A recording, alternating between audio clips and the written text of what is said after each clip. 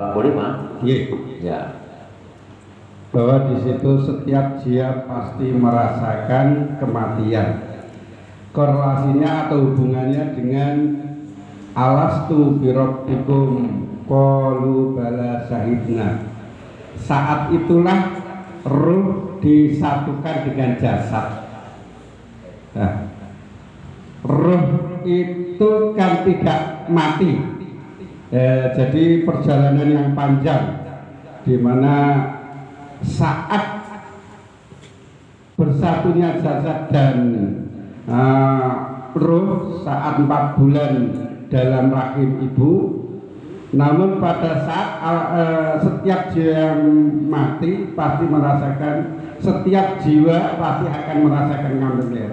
Itu adalah berpisahnya ruh dan jasad. Ya. Nah, yang saya tanyakan begini, hakikat daripada ruh manusia dan ruh selain manusia itu bagaimana? Apa pertanggungjawabannya juga ada gitu. Terima kasih karena ruh tidak mati gitu.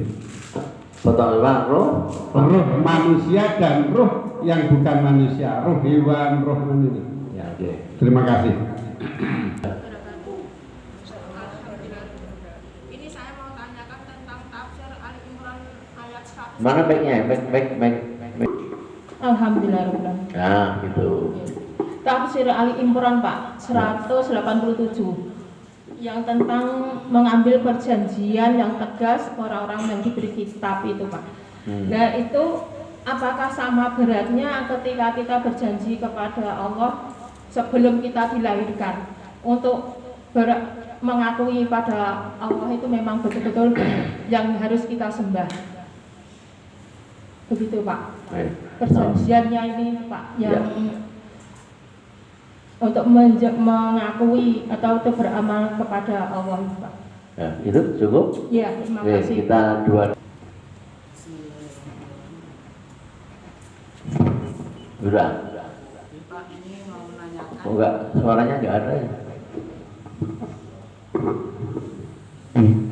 Ya. Halo, oke. Mau menanyakan pada tafsir. Mati lagi. Itu ibu dipegangkan kembalinya. Dipegangkan aja. Ya. Tangannya masih berbau Mekah tadi. Mau menanyakan pada tafsir Ali Imran ayat 190 bahwa disampaikan sesungguhnya penciptaan langit dan bumi tanpa contoh sebelumnya. Pergantian malam dan siang, perbedaan di antara keduanya dalam panjang dan pendeknya mengandung bukti-bukti dan petunjuk-petunjuk besar atas keesaan Allah bagi orang-orang yang berakal lurus. Saya ingin tanyakan bahwa sesungguhnya Allah menciptakan malam dan siang itu sesuatu yang kodrat atau sunatullah nih Pak. Kaitannya dengan waktu sholat, mungkin dalam suatu ayat itu kan aqimus sholata liduluki samil ghazali dan seterusnya, artinya bahwa kaitan juga dengan waktu malam dan siang itu kan adanya kewajiban untuk melaksanakan sholat dari sisi fikih. Nah yang ingin saya tanyakan bahwa apakah ayat ini berlaku umum untuk dalam suatu negara atau keseluruhan? Karena saya mendengar bahwa di satu negara itu ada yang waktunya itu panjang siangnya, ada yang malah sekarang kalau tidak salah di Swedia itu kondisi sekarang itu keadaan terang. Jadi waktu-waktunya kan kita tidak bisa untuk menentukan sholat itu kan berdasarkan kalau pas terbit fajar, sholat subuh dan seperti itulah. Ini bagaimana Pak kalau ada permasalahan seperti ini? Jadi, sebelumnya matur nuwun sangat. Assalamualaikum warahmatullahi wabarakatuh. Ketika Bismillahirrahmanirrahim. Sahru Ramadan ila fihil Quran hudalinas zabaina hudafil Quran. Ya, Quran itu untuk semua manusia. Yang di kutub selatan, yang di utara, yang di Afrika, yang di Jepang, semua mengakui Quranul Karim, kitab tersuci yang hak. Ya. Sedangkan kitab Zabur, Taurat, Injil itu hanya untuk Bani Israel. Itu yang kita bedakan pertama. Buddha dinas petunjuk untuk semua manusia. Bukan Buddha lil Bani Israel, tapi Buddha dinas bayi yang Buddha wal berbeda. Itu Quran. Maka apapun ayat-ayat Quran itu semua adalah untuk manusia sejagat ini. dia di kutub selatan, kan kemarin di YouTube kan ada kutub selatan ada masjid ya, betul nggak? Ada masjid karena nggak tahu wudhunya biar kurang mudeng ya. Di kutub selatan itu sudah ada masjid, ada di YouTube itu ya. Di mana-mana, di Amerika, di Eropa, semua ada masjid, ada Quran sana. Nah, aturan waktu itu tentu sesuai dengan hukum alam. Ya, hukum alam yang mengatur. Di setiap negara itu ada yang namanya semacam majelis ulama, ya, yang menentukan para fuqaha di sana itu berkumpul menentukan masalah waktunya sholat, masalah puasa, masalah macam-macam itu. Para fuqaha yang ada di negara itu pasti berkumpul untuk menentukan baik isma maupun kias, beristihad, ya. Hukum alam berlaku tentu di Indonesia, kita mengenal Indonesia. Ibu nanti ke misalnya ke mana, ke luar negeri, ke Jepang, itu dah lain hukumnya. Kita ikut di sana ya. Jadi tunduk pada hukum alam di negara itu gitu ya, untuk waktu sholat dan lain maupun itu ya.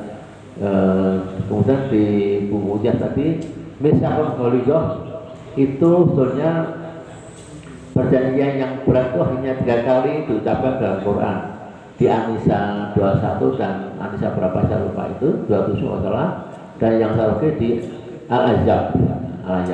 Misakon Goligoh itu adalah perjanjian yang berat ya. Rasul menerima yang berat itu dianggap itu adalah Misakon Goligoh ya. Rasul disumpah Allah itu Misakon Goligoh. Yang kedua, ketika anak manusia nikah ya, nikah sumpahnya tuh Misakon Goligoh, perjanjian berat ya, perjanjian berat.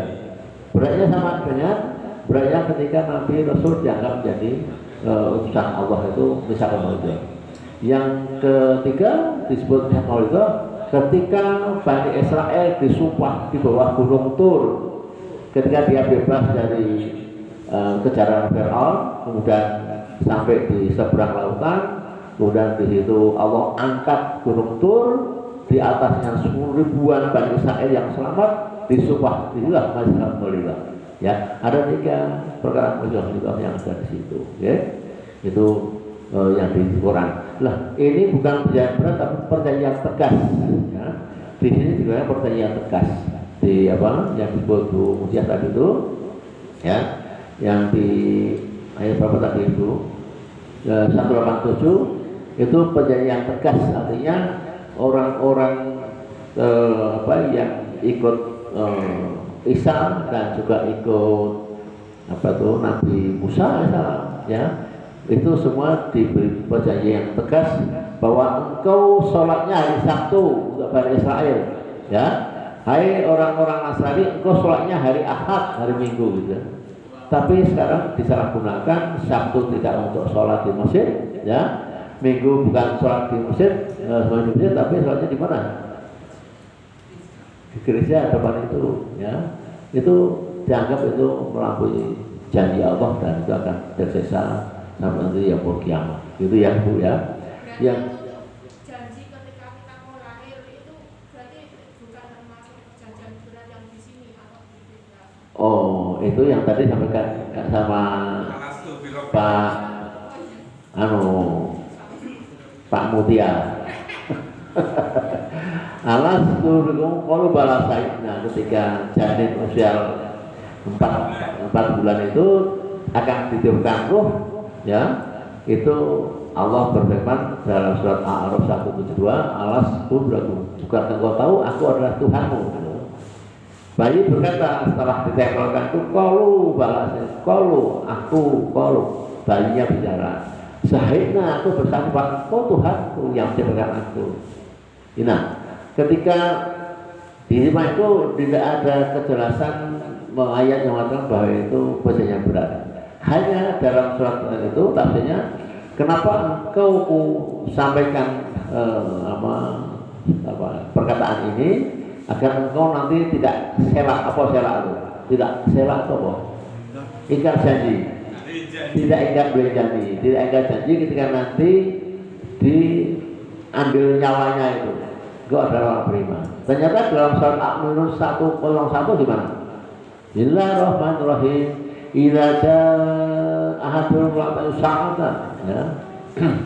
Kalau lahir sedikit gitu ya, itu kan dalam soal kata itu ya. Di mana ketika roh akan ditarik Allah, ternyata dia selak, maka dia apa? Terjadilah perang di situ ya. Roh nggak mau keluar, sehingga fisiknya yang akan wafat ini apa? Orang katakan, orang Jawa katakan kedapikan apa? Kedapikan apa tuh? Gerakannya apa? Hah? Beringsatan, kedapikan itulah bahasa Indonesia apa orang ya. Ketika itu mau ditarik itu dia idza sa'atu ahadu sa'atan kalau lahir sedikit, ya Allah jangan kau cabut aku akan minta waktu sedikit saja untuk apa? Agar aku bisa bersolat, berzakat, bersedekah macam-macam itu. Inilah orang-orang yang kafir, yang munafik, yang syirik, ketika ruhnya akan cabut pasti begitu. Maka terus kedapikan, ya polanya nggak karuan, ya gerakannya mengerikan dan mungkin sudah ada yang menyaksikan. Pak Yatimah pernah menyaksikan nggak proses seperti itu? Pak Buliman pernah menyaksikan nggak? Pernah ya. Saya sering karena saya sering minta tolong untuk apa ya, untuk membantu sakitnya itu ada yang saya bantu enak bisa wa akhiru kalami la ilaha illallah ta'ala jannah bisa ucapan la ilaha illallah asyhadu an la ilaha illallah lulus enak gitu ada suaranya gitu keluarnya ruh tuh gitu loh saya sekarang betul itu gitu talqin tapi ada juga yang ditalqin nggak iso ya kemudian malah mukul saya menendang saya ya itu orang nggak karuan tuh, sehingga butuh bantuan orang lain untuk mengangkat kakinya itu dia nggak sadar merem gitu itu tanda-tanda su'ul khotimah yang syirik pada Allah sehingga ingkar janji atau khianat tidak memelihara apa yang dikatakan alas turun qaulu pada saya tadi ya semoga kita termasuk orang-orang yang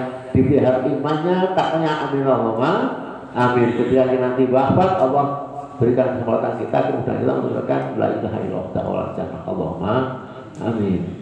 Maka itu moga silakan sekarang terakhir Pak Yai Tayyib. Terima kasih. Assalamualaikum warahmatullahi wabarakatuh. Kajian ini adalah kaji cerdas. Iya. Kita harus pintar itu bagus sekali daripada pengajian yang tidak benar. Pengajian dagang, pengajian dagang Pak. Lucu-lucuan. Ini ngaji cerdas. Kita harus bertanya kalau perlu berdebat. Ya. Saya tafsir surat Al-Imran ayat 183. Di zaman Nabi ada orang-orang Yahudi masuk Islam. Di antaranya adalah Abdullah bin Salam, Abdullah bin Sabah. Tapi tidak masuk akidahnya, dia datang hanya merusak saja. Seperti Abdullah bin Sabah menimbulkan Syiah Sababiyah. Pertanyaannya adalah apa yang menjadi alasan yang prinsip bagi Yahudi tidak bisa menerima Rasulullah SAW? Apa yang menjadi alasan yang prinsip bagi Yahudi tidak bisa menerima Nabi Muhammad SAW? Satu, dua pertanyaan saja. Sekarang ada fenomena di Indonesia. Ya, ini terjadi pertama di Turki. Ketika Mustafa Kemal Atatürk berhasil menguasai Turki, maka bahasa-bahasa Arab yang Islami dihilangkan, azan diganti dengan bahasa Turki, madrasah-madrasah rumah sakit diganti dengan bahasa Turki. Ketika Rasulullah hijrah, nama Yathrib yang konon tradisional diganti oleh Rasulullah dengan Madinah Al-Munawwarah yang lebih barokah. Di Indonesia KDN mengganti Al-Islam menjadi kelas AC. Oh, KBM. Deddy Mulyadi mengganti Al-Ihsan menjadi rumah sakit kelas AC. Nanti rumah sakit Islam akan menjadi rumah sakit Asrah. Ya. Istiqomah akan menjadi Masjid Teguh. Pertanyaannya, bagaimana pendapat Ustadz? Apakah ini adalah reinkarnasi dari Kemal Atatürk atau hanya pencitraan saja atau kebencian kepada Islam? Pandangan Ustadz bagaimana? Kalau itu terus menerus kita sikapnya harus bagaimana? Terima kasih. Wassalamualaikum warahmatullahi wabarakatuh. Kalau kita bicara masalah yang kedua dulu ya, apa itu Deddy Mulyadi di KDM, KDM. Ini memang fenomenal, gubernur fenomenal ya. Dalam tanggapannya dia sudah jelas dan tegas mengatakan lebih baik aku menjadi politik identitas itu pencitraan. Lebih baik aku pencitraan tapi hasilku untuk rakyat. Itu sudah jelas dia ngomong itu. Dikritik oleh lembaga-lembaga swadaya masyarakat, oleh DPR RI, lebih baik aku pencitraan tapi untuk rakyat. Artinya dia punya penghasilan ratusan juta dengan YouTube-nya itu, dia untuk rakyat dibagi-bagi. Nah, kalau kita lihat ke arah belakang dia, memang dia termasuk Islam abangan, ya sejarahnya itu Islam. Sehingga berusaha merubah kata-kata istiqomah tadi itu macam-macam itu. Itu menurut saya kok tidak sebuah sesuatu yang membahayakan ya. Hanya sementara dia tampil saja. Paling lama 10 tahun. 10 tahun itu kalau diakhiri dengan keburukan ya dia akan buruk ya. Saya kasihan teman saya Jokowi 10 tahun bagus tapi akhirnya baik. Teman saya itu karena dia terpilih jadi wali kota tahun 2005 itu saya pun mengucapkan selamat. Rapat juga dengan saya bertemu di ruang meeting bersama dekat dengan saya, teman-teman seangkatan saya Pak Jokowi ya. Tapi kita jadi presiden saya lupa dengan teman-teman lamanya nggak mau bersama. Itu kalau maaf saya tidak. Kalau sekarang sejarah seperti ini 10 tahun mungkin kebahagiaan, akhirnya sekarang jadi terlunta-lunta tersiksa karena seperti itu ya kita yang berdoakan saja semoga Jokowi selamat. Jokowi selamat. Selamat itu menurut teknologi Allah lain dengan yang selamat menurut kita. Kita selamat juga selamat. Tapi Allah teknologi Allah lain. Akan ada musibah seperti sakit kulit macam-macam itulah teknologi Allah itu. Teknologi Allah. Teknologi kita sehat selamat dia nggak gatel kulitnya nggak sakit itu doa kita sebagai teman ya. Tapi Allah lain. Ya tadi ya. Sama asal min musbatin fa'bihat aitat atikum itu dan asal itu. Sebenarnya semua musibah itu datang dari diri sendiri bukan dari orang lain ya. Kalau dia sakit kulit nggak sembuh, dokter mengatakan kulit akan bicara, kulit akan bersaksi ya. Baik di dunia dan juga di akhirat. Ketika atau sakit itu juga karena kulitnya bersaksi ya. Bicara dia, tidak hanya di akhirat tapi bicara kulitnya, di dunia ini juga bicara. Nah itu kita tidak menghibah itu sahabat saya Pak Jokowi ya, kenal baik dengan saya, dengan saya.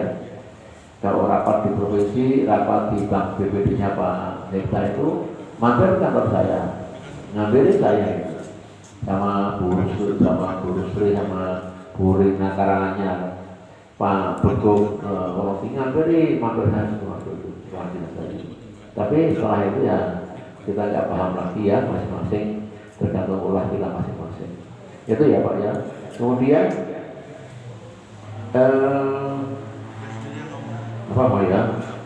diterima Muhammad dalam banyak tafsir saya baca bahwa Israel tidak mau menerima Muhammad itu jelas ya, bahwa Muhammad itu